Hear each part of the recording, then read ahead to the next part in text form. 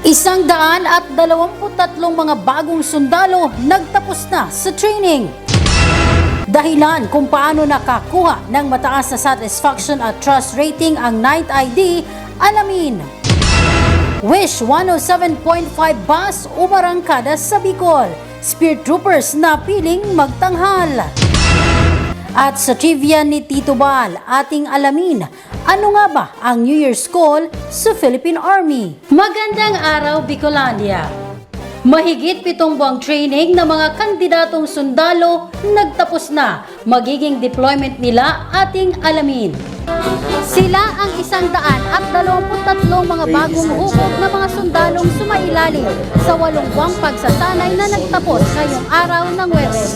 Buwan ng Hunyo ng nakaraang taon nang magsimula ang matinding training ng Candidate Soldier Corps 779-2023 o ang tinaguriang Masidla Class. Sa loob ng 34 na linggo ay napagtagumpayan nila ang mga hamon sa basic military training at infantry orientation course na siyang humubog sa kanilang disiplina at kahandaan para maging isang ganap na sundalo. Congratulations at naway nasa puso nila ang tunay na kadahilanan ng inyong pagsusundalo. Hindi lamang to para sa ating mga sarili. Hindi lamang to para sa ating mga magulang o sa ating mga mahal sa buhay. Ito'y para sa mas mataas na adhikain na idepensa ang ating sambayanan. Ang kanilang pagtatapos ay personal na natunghayan ng kanilang mga pamilya na proud sa kanilang tagumpay. Masaya po, salamat po sa Panginoon at nakapagtapos po sila na nakaya nila yung pagsubok magmula nung unang buwan at saka yung ngayon mahirap po sa loob yung nakikita mo silang nahihirapan, masakit rin po sa amin pero para sa kanilang pangarap po. Maraming salamat po sa Panginoon. Ngayon ay nakatakda na silang i-deploy at handang-handa ng magsilbi sa mga Bicolano. Lumipas na 6 na buwan, nakaka-proud dahil nalampasan namin lahat ng pagsubok na dumaan, lahat ng pasakit na pinagawa sa amin ng panahon. Nakaka-proud sa sarili at salamat sa Panginoon. Tapos na kami at salamat din sa aming pamilya na sumusuporta sa amin. Handang-handa na po kami na magsilbi para sa aming bayan. At ngayong papalapit na kami sa Real McCoy, pagbubutihin namin ang aming trabaho pang makapaglingkod ng marangal at matapat. Ang pagtatapos nila ngayong araw ay siya ring simula ng panibagong hamon bilang dagdag na puwersa sa hukbong katihan sa pagbibigay proteksyon sa bayan. Kapayapaan para sa lahat. Christine Atole, Spear News. Night ID nakatanggap ng mataas na satisfaction at trust rating mula sa mga Bicolano.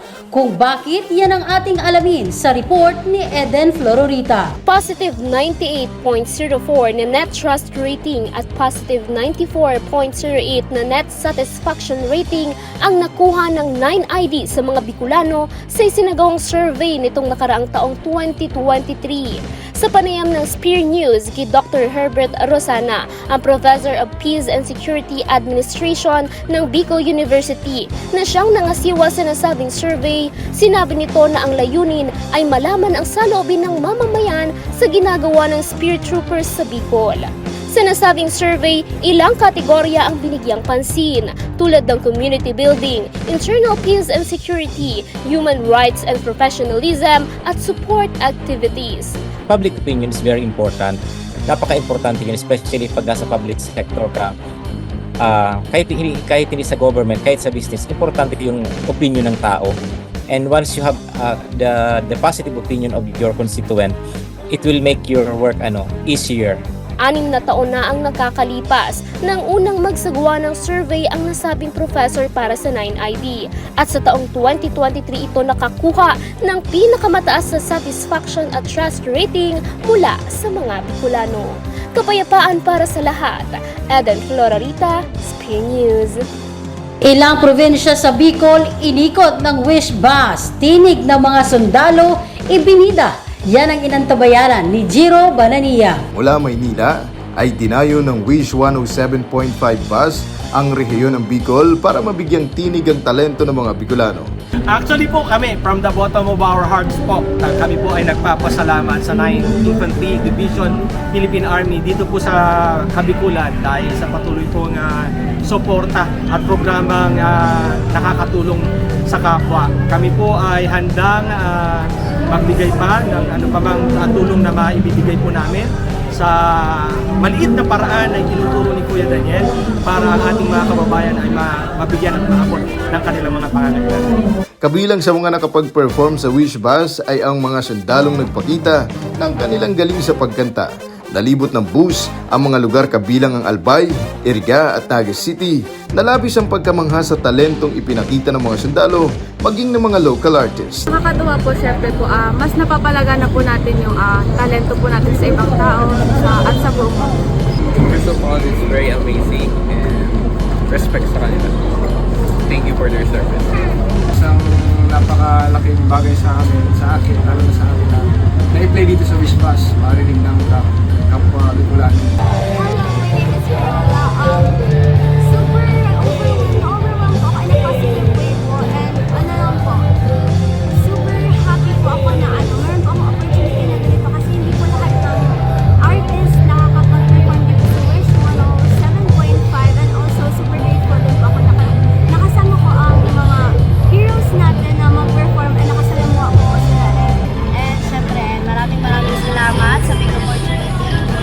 Lalong-lalo na sa taas, na nakita kami ng pagkakataon at hindi lang pagsisimula, alang-alang sa bayan, meron din kami na talent or tinatagong talent na pwedeng ipamalas. Parang panaginip lang kasi hindi ko talaga in-expect yung mga nangyayari ngayon. And pangarap ko talaga po ito kasi actually nagtatanong-tanong na ako kung paano mag-join dito sa roadshow ng Wish Bus. And thankful naman po kasi pinag-recommend sa akin and natupad ko na din yung dream ko na makakanta sa Wish, and at the same time super thankful lang po talaga ako, and sabi nga nila 2024 ay super blessed year para sa ating lahat. Samantala, humingi naman ng paumanhin ang pamunuan ng Wish Bus sa mga taga Camarines Norte na hindi na inabot nito dahil sa hindi inaasahang pagkakataon. It so happen po na hindi na natin nagawa pang pumunta ng Camarines Norte, but looking forward po na maikot natin ang buong Bicolandia, in which nitong mga nakaraang taon naman po napunta na natin ang Masbate, and sa tingin ko Catanduanes na lang ang hindi pa natin nasususog, pero looking forward na rin sa tulong ng 9th ID na ang Catanduanes mapuntahan natin. Ang mga awitin ng mga sundalo, maging ng mga sibilyan, ay nakatakdang i-post sa YouTube channel ng Wish 107.5 na mapapanood sa mga susunod na linggo. Ang talentong ipinamalas ng Spirit Troopers ay pagpapatunay lamang na hindi lamang sila panggera, bagkus pangmalakasan rin sa pagpapakita ng talento sa pagkanta. Kapayapaan para sa lahat. Jiro Banania, Spirit News. Mga dating rebelde biniyayaan ng mga electric toll kit ng TESDA. Yan ang balitang hatid ni Gabriel Martinez. Masayang tinanggap ng 12 estudyanteng former rebels ang mga electric toolkit mula sa TESDA nitong nakaraang Enero 15 sa Headquarters 83rd IB sa Tigaon, Camarines Sur. Ito'y kasunod ng kanilang matagumpay na pagtatapos sa pagsasanay ng NC2 Electrical Installation and Maintenance na labis nilang ipinagpapasalamat sa nasabing ahensya. Masabi ko po sa kadati kong kasama na nasa taas ay sana bumaba na sila lahat kasi maraming tulong ang ating gobyerno na tulad nung sa ICLEP.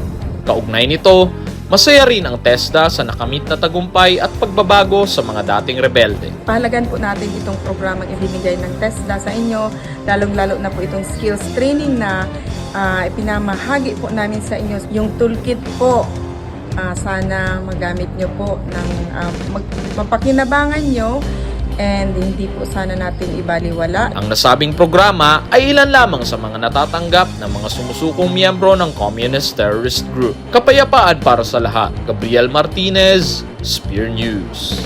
Mga sundalo mula sa mga line units muling nagkita-kita sa New Year's Call. Ang detalye ihatid ni Maymay Quebelias.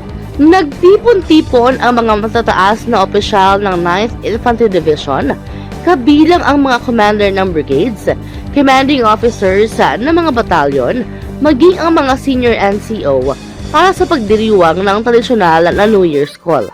Sinalubong ng personal ni Major General Adonis Bahaw ang mga dumalo sa aktibidad nitong araw ng Biyernes sa headquarters ng 9th ID. Isa sa mga dumalo sa aktibidad ay ang commanding officer ng 83rd ID na nagbahagi ng karanasan sa pagdalo na ayon sa kanya ay napakahalaga para sa mga sundalo. To assess the past or previous year performance of the organization. And another thing also is to seek our commander's guidance for this year. And lastly is also it's about time to recognize deserving unit and personnel for their past accomplishments. Sa gitna ng aktibidad ay pinasalamatan ni Major General Bahaw ang mga sundalo sa suportang ibinuhos ng mga ito sa nagdaang taon. Tunay na isang seryosong tradisyon ang New Year's Call. Sinulan natin ang taon na ito na ang basic na natin trabaho ay dalasan na natin kung anong gagawin natin. So para sama, maraming salamat talaga sa suporta ninyo sa nagdaang taon at ang panalangin ko mas maging ayos at maayos ang aking trabaho sa taon na ito. Kapayapaan para sa lahat. Maymay Quebelias, Spear News. Pamilyar ba kayo sa salitang New Year's Call? Taon ng aktibidad daw ito sa Philippine Army. Bakit kaya? Yan ang ating aalamin sa trivia ni Tito Bal. Tito Bal, what now? Trivia ni Tito Bal! Alam nyo ba na taon-taon ay isinasagawa sa Philippine Army ang tinatawag na New Year's Call? Ngayong taong 2024, ito ay nakatakda na naman gawin dito sa 9ID. Ngunit, bago ang programang yan, atin munang aalamin ngayon kung ano nga ba ito at ano ang kalaga nito sa mga sundalo. Andito tayo ngayon sa Office of the Assistant Chief of Staff for Personnel G1 upang ating alamin ang tungkol dito. Tara! Sir, ano po ba ang tinatawag na New Year's Call? Ang traditional New Year's Call ay ginagawa yan sa Philippine Army taon-taon. Kasi ang traditional New Year's Call ay parte yan ng military customs and traditions. Na which is nagsimula pa yan nung buuin ang Armed Forces of the Philippines o Sandatahang Lakas ng Pilipinas na naglalayong magbigay ng kortesiya ang mga opisyales na nanggagaling sa ibaba para bigyan ng kahalagahan yung presensya or paggalang at ipahayag nila ang kanilang sinseridad sa mga namumuno. Ito ay ginagawa taon-taon na may mahalagang bagay na ginagampanan sa Sandatahang Lakas upang dito pinag-uusapan sa New Year's Call, pinag-uusapan ang mga nagawa nilang mga activities o aktibidades, mga accomplishment na nagawa sa nakalipas na taon at dito rin nila pinag-uusapan ang mga planong gagawin sa taong kasalukuyan. Nito lamang Enero 12 nang maganap ang New Year's Call sa headquarters ng Philippine Army sa pangunguna ni Lieutenant General Roy Galindo, habang isinagawa naman ito sa 9ID nitong Biyernes. Kung ating maaalala sa pambihirang pagkakataon, ang mga namumuno sa mga enlisted personnel ng 9ID ang inimbitahan ni Major General Adonis Bahaw sa nasabing pagtitipon noong nakaraang taon. Ito'y upang bigyang pagkilala at pagpupugay ang kanilang mga kontribusyon at mahalagang papel na ginagampanan sa mga akumplisimentong nakakamit ng divisyon upang makamit ang kapayapaan at kaunlaran sa Bicol. Sundalo ka man o hindi, ang pagkilala ay nararapat lamang, lalo na kung ang iyong ambag sa lipunan ay napakahalaga. At yan ang ating munting kalaman. Ako po si Tito Bal, Ang may alam, lamang! At yan ang mga balitang aming tinutukan. Para sa pagkakaisa, patuloy nating suportahan ang mga programang pangkapayapaan ng Philippine Army. Kapayapaan para sa lahat. Christine Atoles, Peer News. Kung gusto nyo makatanggap ng mga balitang gaya nito, Please like and share this video. And subscribe this YouTube channel.